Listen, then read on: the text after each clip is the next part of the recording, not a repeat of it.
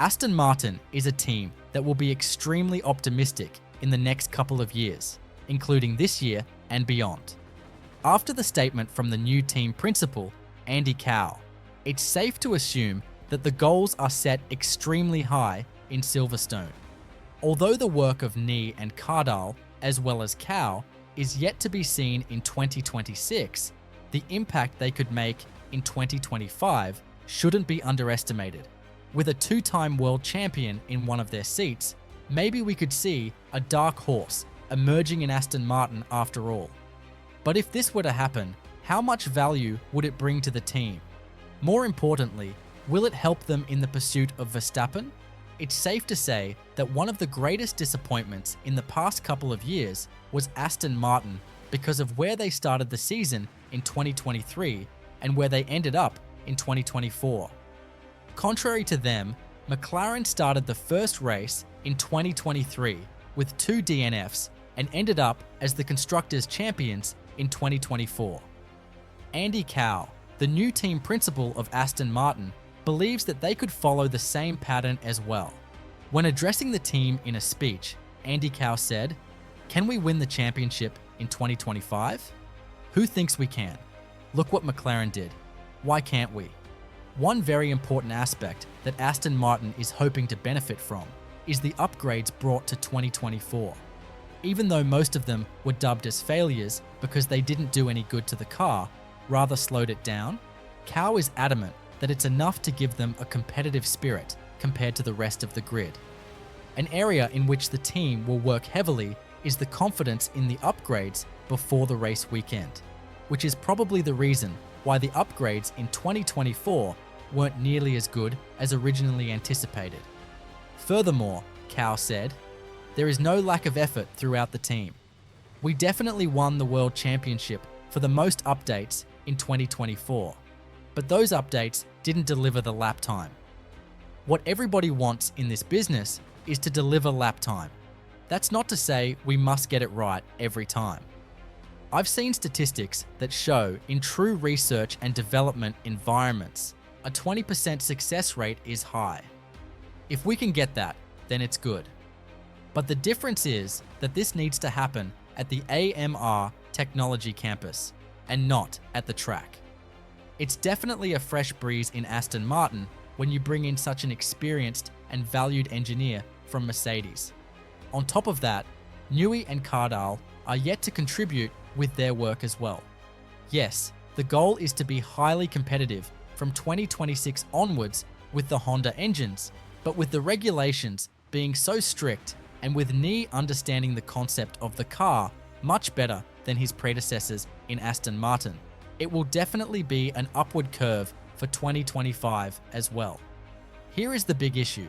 The team doesn't really have the top combination of drivers to win the Constructors' Championship or to be close to Ferrari and McLaren, at least judging by what we've seen in the past couple of years. Alonso is not to be blamed for anything. After all, he's been carrying the team on his back for pretty much the entire tenure he's been there from 2023 onwards. On the other hand, Lance Stroll has been quite uncompetitive.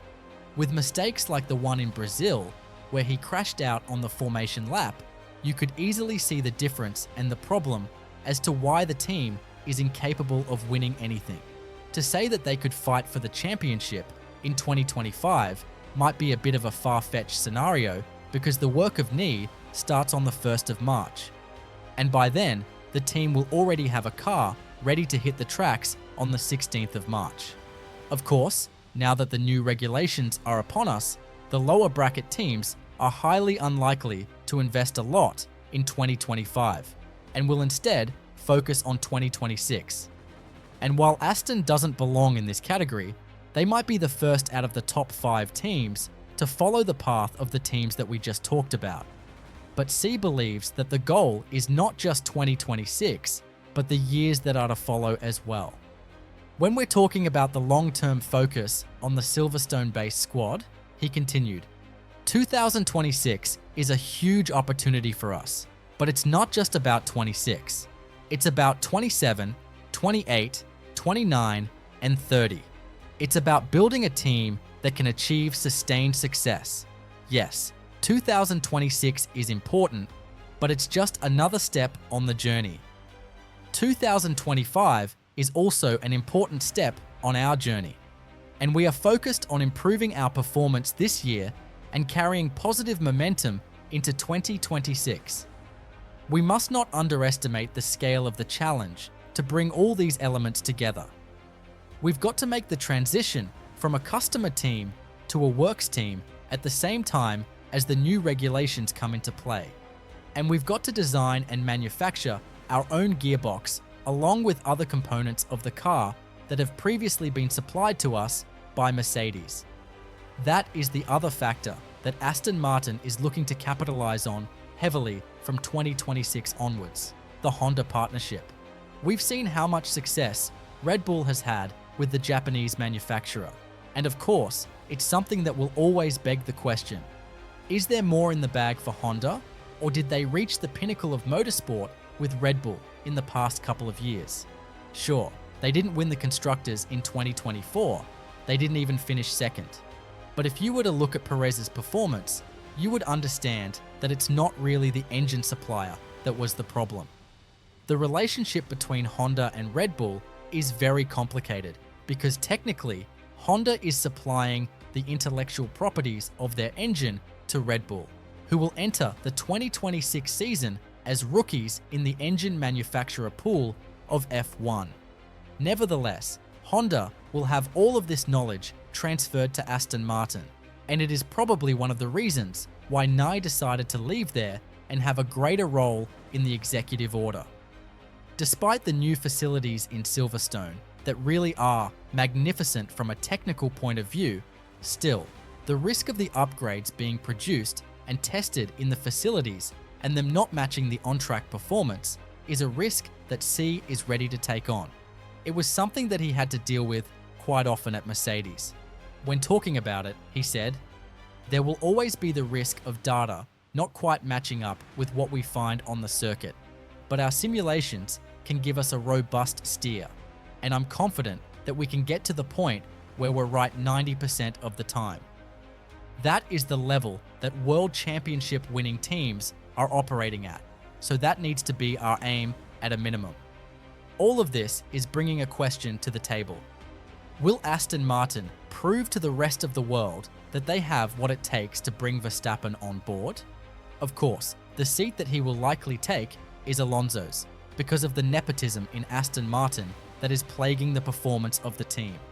But if this is about to happen, there are slim chances that Aston Martin can win the Constructors' Championship because of how compacted the grid will be.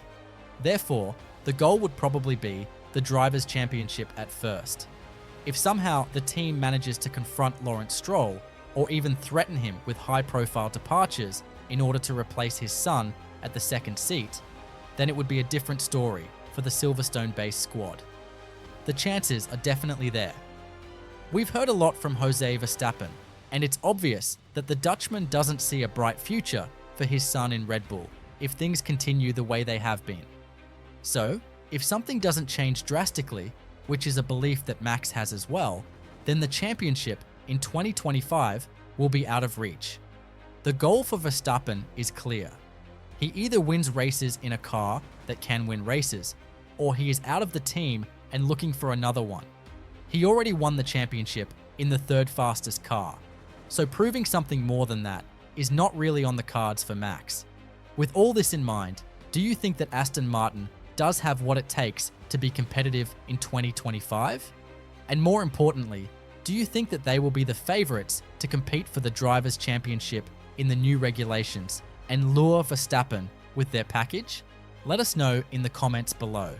And if you're interested in the greatest upgrades from the F1 teams for 2025, make sure to check out the video